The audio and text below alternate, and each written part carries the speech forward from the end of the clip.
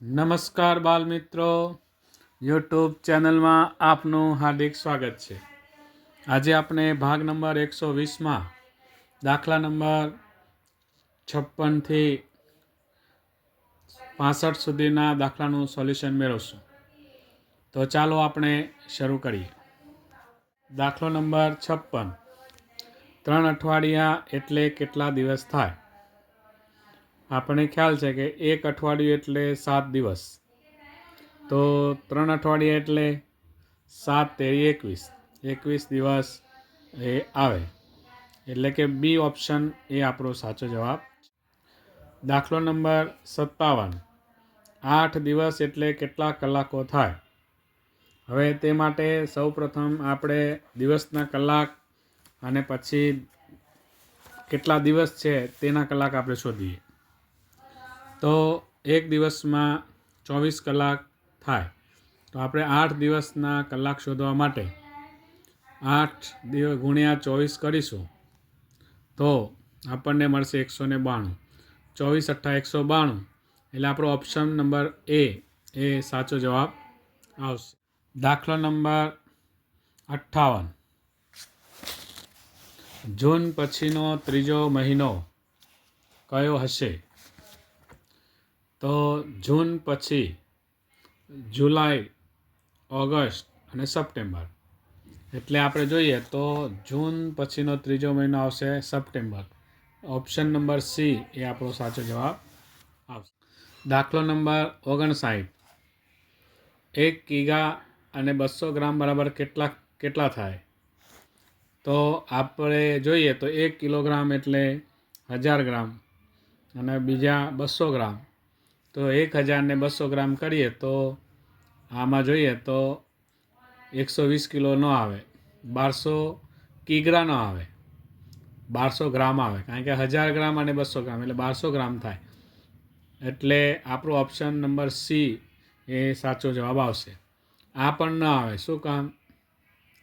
તો 1.2 ગ્રામ છે એટલે આ 1.5 કિલો થાય, એટલે 1.5 કિલોગ્રામ થાય. એટલે 1 કિલોગ્રામ ને 500 ગ્રામ થાય. એટલે આપણું આવશે ઓપ્શન નંબર સી. ત્યારબાદ દાખલો નંબર 60. 19 કિલોગ્રામ 640 ગ્રામ વત્તા 17 કિલોગ્રામ અને 760 ગ્રામ બરાબર કેટલા? તો એના માટે આપણે જોઈએ તો કિલોના કિલો સાથે અને ગ્રામનો ગ્રામ સાથેનો સરવાળો કરીએ તો 17 કિલો 640 ગ્રામ. હવે એ જ રીતે 17 કિલો અને 760 ગ્રામ. ગ્રામ, કિલો અને ગ્રામ બંનેનો આવી રીતે અલગ રીતે આપણે સરવાળો કરીશું તો એનો સરવાળો જોઈએ તો 37 કિલો અને 400 ગ્રામ એ જવાબ આવે. તો આપણો ઓપ્શન નંબર ડી 37 કિલો અને 400 ગ્રામ છે તે જવાબ આવશે. બાદ દાખલો નંબર 61. 26 કિલોગ્રામ અને 370 ગ્રામ માંથી 18 કિલો અને 980 ગ્રામ બરાબર કેટલા? તો આમાં જેમ આગળ આપણે સરવાળો કર્યો તેવી જ રીતે આપણે બાદબાકી કરીશું. તો કિલોની નીચે કિલો અને ગ્રામની નીચે ગ્રામ પ્રમાણે મૂકીને બાદબાકી કરીએ તો 0 0, 7માંથી 8 ન જાય તો 10 કો લીધો, 17માંની 8 જાય તો 9, અહીં 10 કો લીધો એટલે 2 વધ્યા, અહીંયાથી 10 કો લીધો એટલે 12, માંથી 9 જાય તો 3, અહીંયા 5માંથી 8 ન જાય તો અહીંથી 10 કો લીધો, 15માંથી 8 જાય તો 7, 1માંથી 1 જાય તો 0. 7 કિલો ને 390 ગ્રામ આવે જવાબ. તો આપણો ઓપ્શન નંબર બી એ આપણો સાચો જવાબ આવે. ત્યારબાદ દાખલો નંબર 62. વિભાગ અ એની સાથે વિભાગ બ જોડવાનો છે. તો આપણે જોઈએ તો 4500 ગ્રામ, તો એનો મતલબ થાય 4 કિલો ને 500 ગ્રામ. 45000 ગ્રામ એટલે 45 કિલોગ્રામ એટલે એ આવે. 4050 ગ્રામ એટલે એકમ દશક 100,000 4 કિલો ને 50 ગ્રામ. તો સી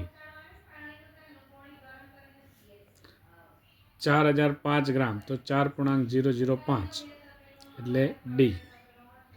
તો આપણો આ રીતે ક્રમ છે BACD.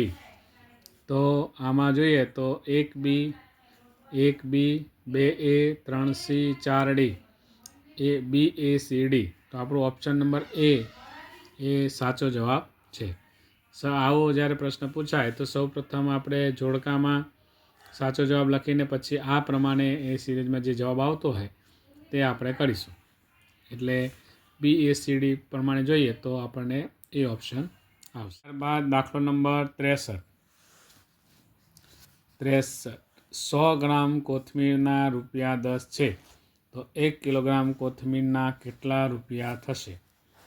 તો આપણે જોઈએ તો 100 ગ્રામનો ભાવ 10 રૂપિયા છે તો 1000 ગ્રામ બરાબર 1 કિલો થાય.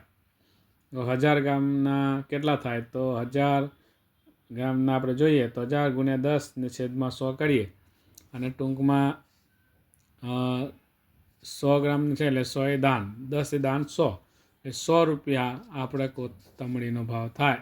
એ ઓપ્શન. સૂત્ર પ્રમાણે કરવું હોય તો આપણે આ રીતે સૂત્ર મૂકી શકીએ કે 100 ગ્રામના 10 રૂપિયા તો 1000 ગ્રામના કેટલા? તો 1000 ગ્રામ ગુણ્યા 10 છેદમાં 100 એટલે 2 મીંડા જતા રહ્યા, 10 એ દાન 100. એટલે આ રીતે આપણે સૂત્ર મૂકીને પણ દાખલો ગણી શકાય.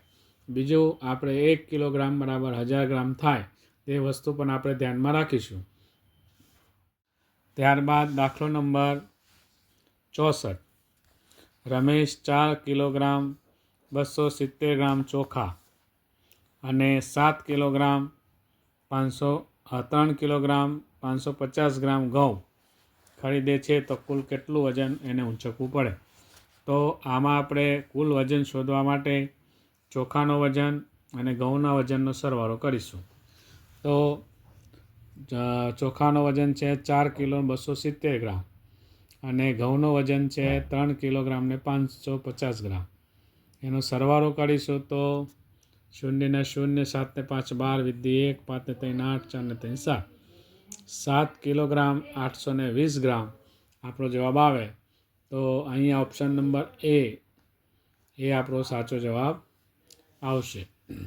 ત્યારબાદ દાખલો નંબર 65. 5 લીટર અને 500 મિલીલીટર બરાબર કેટલા લીટર થાય? તો આપણે આમાં લીટર શોધવાના છે. તો લીટર શોધવા માટે એટલે કે મોટા એકમ ખાલી આપણે 1 લીટર એટલે 1000 મિલી થાય એટલે એકમ દશક 100 ને 1000 કરીએ તો પણ જવાબ આવી જશે. જેમ કે આપણે અહીંયા લખીએ પણ ખરા કે 5000 1 લીટર એટલે 1000 તો 5 લીટર બરાબર 5000 મિલી અને બીજા 500 મિલી એટલે 5000 ને 500 મિલી થયા. હવે એને આપણે લીટરમાં ફેરવવાના છે તો એને 1000 વડે ભાગીશું તો એકમ દશક 100 1000 5 લીટર ને 500 મિલી આ રીતે થાય. એટલે આપણો ઓપ્શન નંબર એ આપણો સાચો જવાબ આવશે. તો બાલ મિત્રો આજે આપણે ભાગ નંબર 120માં દાખલા નંબર 56 થી 65 સુધીના દાખલાનું સોલ્યુશન મેળવ્યું. હવે આપણે આગળ ભાગ નંબર 121માં આગળના દાખલાનું સોલ્યુશન મેળવશું. નમસ્કાર.